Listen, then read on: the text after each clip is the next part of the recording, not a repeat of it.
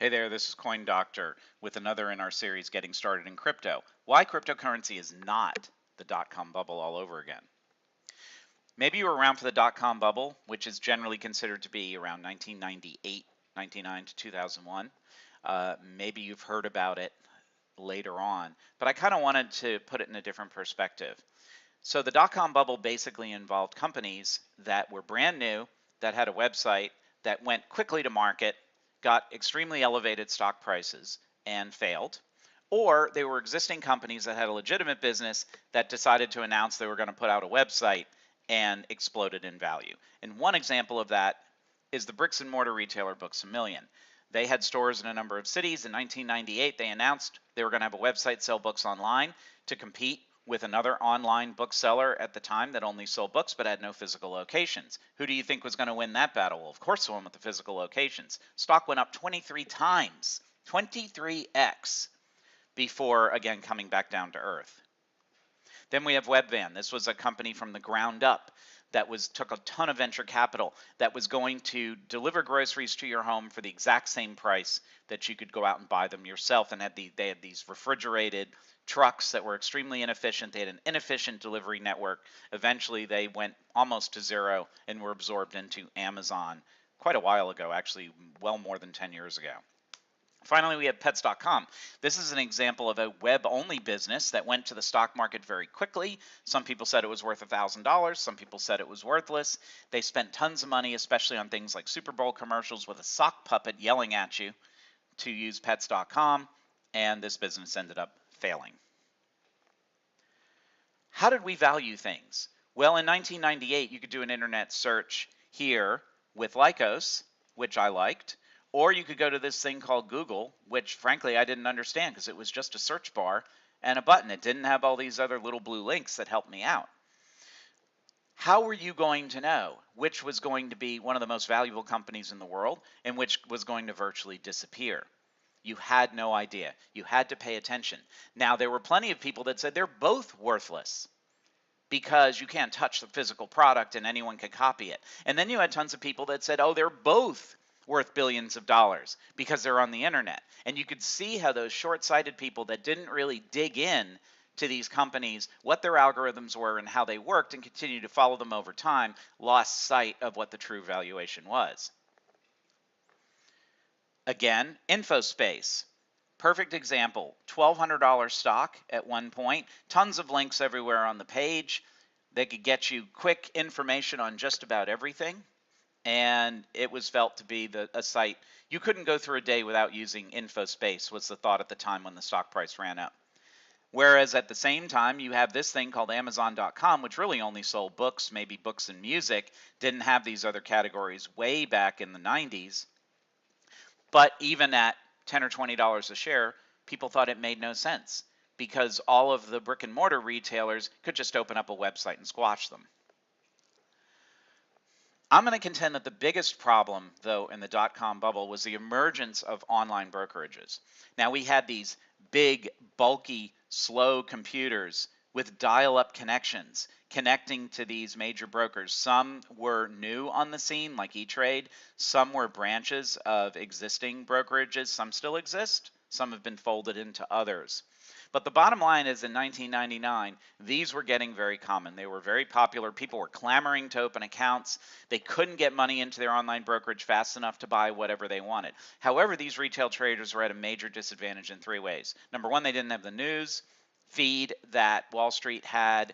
They had these dial-up connections. They didn't have real-time quotes. When I made a trade back then, I had to pay $20 a trade, first of all, in my commission, and then I didn't even get a real-time price. I would get a delayed price, and I'd have to hit a button on the screen to display the real-time price, and when I did, a counter would go down because I was only allowed a limited number of real-time quotes per month. And that's how bad the system was. You couldn't chart. You had no exposure to options, futures. It was a disaster. Another thing I want you to realize is that the S&P 500 was already bubbling up. And we have this chart in our talk about, is cryptocurrency a bubble in general? And it's important to point out that starting at around 1995, the slope of the S&P 500 took a dramatic turn and continued basically at this same rate straight through to 2001. So the dot-com bubble, which is felt to be between 1998 and 2001, really didn't change the slope of the S&P 500, mainly because a lot of the new companies, of course, weren't in the S&P 500. But still, the collateral mania effect of the dot-com bubble, you can't say that that was responsible for the mania of the entire S&P 500, because it started well before the dot-com bubble. So there were other catalysts involved. The dot-com bubble was just blamed for the end of it, but this thing was doomed to end anyway. Now, if you take a step back and look at the greater picture, you see how these corrections still kept the S&P 500 in a parabolic chart. So keep that in mind. What is considered to be the world's #1 buy and hold investment class is a parabola when you look long enough into the past. So you need to keep that in mind. Not all parabolas necessarily are going to end, or everybody should be leaving the S&P 500. They should have left the S&P 500 in 2015. So again, the dot-com bubble has problems. Everybody was announcing a website, and sometimes that website was unproven. They had no sales. Maybe they had no product, or they had nothing they could sell on the web. Simply General Electric putting up a website with lots of pictures of General Electric employees and of what they make, but no e-commerce and nothing else going on, was felt to be worth maybe a 10%, 20%, 30% bump in stock price. Software companies with no real assets just brought ideas. We had thousands of software companies, of which now only a handful exist, but that handful has extremely huge market caps. So software in general was a great idea. But when your whole company is based on a patent that you frivolously got for software that can toast the perfect piece of toast, and you have no product and no code written, then why are we investing in you? Well, we're investing in you because it's software. That was the thought back then, was that software is going to control everything. Use and abuse of traditional market systems to raise capital. Too many companies that shouldn't have been public companies, that didn't have a product yet, went online rapidly. The folks at the New York Stock Exchange and the NASDAQ allowed this to happen to bring more trading income in because they knew the retail investors were coming in droves. And basically there wasn't that proper gatekeeper there before these companies went public. You don't see that as much nowadays, because nowadays, with private capital so prevalent, people are staying in the private sector longer until their business model is proven. There are still exceptions. Like I said before, individual investors with their dial-up connections were at a disadvantage. There was programmed organized selling. Once the algorithms and the big boys on the street with all the information knew they wanted to end the bubble, they took the lead and left the little guys holding the bag. There was a greater market froth that began well before 1998 that was due for a correction 6 years later. Finally, 9/11 was a secondary catalyst. Instead of this being a small, maybe 10 or 20% correction, it became much bigger because, again, you had that secondary unforeseen catalyst. So the dot-com bubble burst not because of a news event, but because it exhausted itself. But then there was an actual news event that accelerated it. But look, we haven't changed. We have people that think that it's best to invest in people who sit around at home and stare at their phones all the time and can't cook. And so both Snap and Blue Apron in 2017 skyrocketed in value on their opening day, only to see those retail investors get burned. So we haven't learned. It still happens. And I would say it's more a function of the IPO market than it is anything else, and misperceptions of valuation. Finally, now we're also seeing a lot of companies that are adding blockchain to their name, like Riot, Longfin, Long Island Iced Tea, or saying they're buying mining equipment. These people are not true blockchain distributed ledger experts, but by adding it to their name, they're seeing their stock price go up. CEOs are cashing out tons of shares on Friday afternoons before holidays, and it looks really bad. But the bottom line is these companies are individual companies run by basically scam artists. This has no reflection on the entire blockchain technology or the space of actual blockchain products that have real, or projects that have real products. So individual investors were at a disadvantage for the news. They had to read the paper when the news was already a day old. Wall Street had all the real-time quotes. Wall Street had the algorithms. Wall Street could sell when they wanted to sell and drag everybody else down with them. So the bottom line is it was greed where the institutions got in first, the individuals got in second, catalyzed by these home dial-up trading accounts, and then the institutions decided when to pull the rug out. So here's the list again of all of the dot-com bubble issues that I just mentioned on the prior slide. Now let's go through what the crypto analog is right now. So everyone was announcing a website back then. Well, in crypto, we do have some isolated frothy ICOs. We have some that have silly names, silly memes, celebrity endorsers. They don't have a lot of value to the project. There are a lot of people in the amateur space that have very little awareness of crypto beyond Bitcoin. They're not sure that blockchain can be used for anything else other than to stealthily send value from one criminal to another. So I put this in red because I think it is not the same as existing companies all announcing websites, not adding value and seeing their price go up. These ICOs have some degree of value. You can see what their project is, you can test out their chain, and you can decide for yourself. Now, will we see more frothy ICOs? We might, and that might change the color of this reason as we go, but we'll want to keep an eye on it. Software companies with no real assets, just broad ideas. Well, crypto doesn't, you're not going to get anywhere in the crypto space if you just flat out say we're going to have software to toast a piece of toast. You have a white paper, you have test platforms, you can download wallets, you can download nodes, you can dig into this if you want. However, one thing that is similar is that a lot of these companies are not well capitalized. A lot of these projects are not well capitalized. Some of them, the creators keep some of the coins to themselves or have some kind of dividend system for staking their coins. In other cases, they don't. So the coins are not really the fuel for the developers to continue in the business. So I put this in yellow because you basically have to take it on a case-by-case basis, but there are some similarities. So use and abuse of traditional market systems to raise capital. Let's see what we have over here. This is a brand new asset class with new markets. It's worldwide. It trades 24/7. This is completely different. It is not trying to abuse an existing asset class.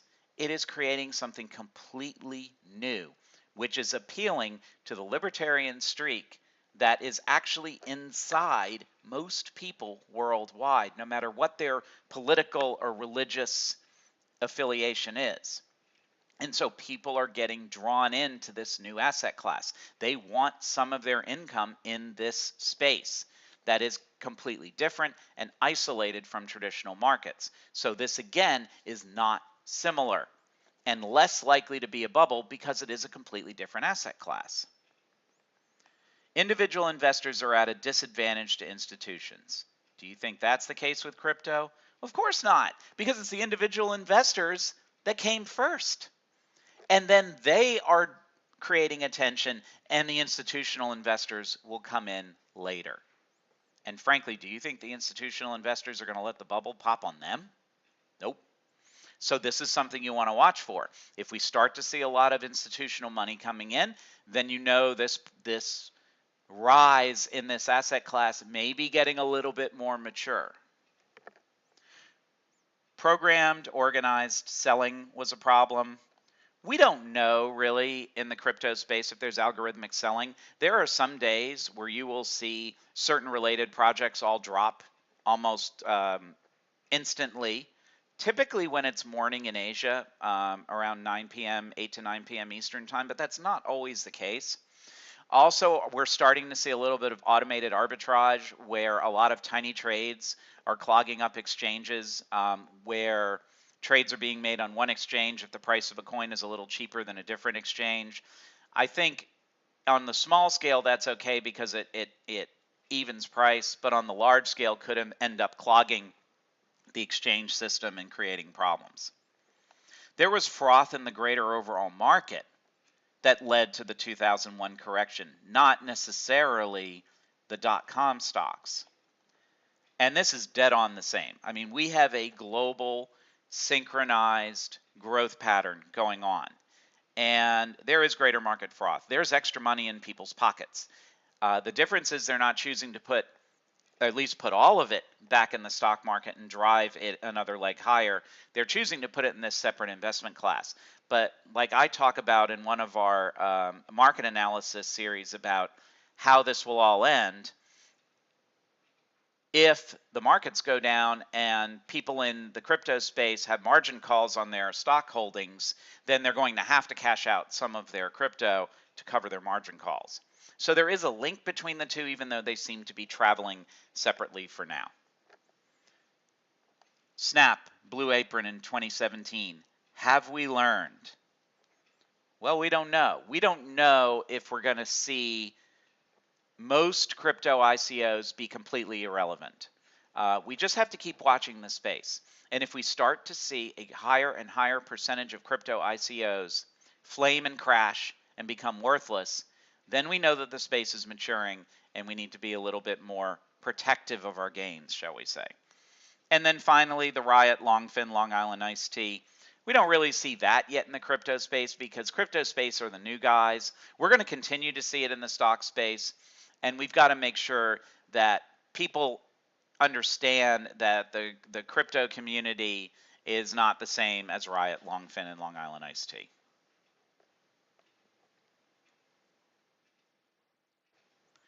The dot-com bubble was a fad. Fads are started at the top, and then the little guys come in at the end and get burned. And then fads end when the people at the top want them to end. And you can think back in the past, there's tons of fads.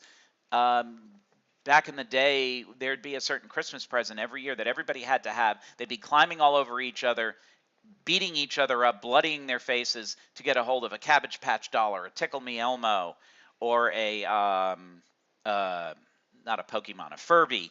And this was done because of incredible marketing. They made a limited supply of the items, they marketed the heck out of them, and they made people want them. The crypto rise is a movement. This is completely different. Movements are more likely to last than fads. A movement starts at the bottom, then gets adopted by the people at the top. And then the people at the top could end up over-marketing it, turning part of it into a fad to then attract more people who then get burned. But right now, we're still in the movement stage. We're not in the fad stage. Big difference. This is the biggest difference right now in 2018 between the crypto rise and the dot-com bubble. Well, thanks a lot for watching, and make sure to subscribe. You'll get notifications when other videos are posted. You can follow us on Twitter or on our website blog as well, where we repeat these videos. Of course, you need to remember that cryptocurrency investing and trading carries a significant amount of risk. You could lose your entire investment. Fast Crypto Coins is not a registered investment advisor. This content is for educational purposes only and does not constitute investment advice, nor should the discussion of any specific coin be considered a trade recommendation. You must do your own homework from multiple sources regarding any cryptocurrency investment. Please note the date of this video, since the cryptocurrency environment can change rapidly without notice. Elements of this video may be extremely time sensitive. This video is considered current only for the date it was posted. Thanks for watching. We'll see you next time.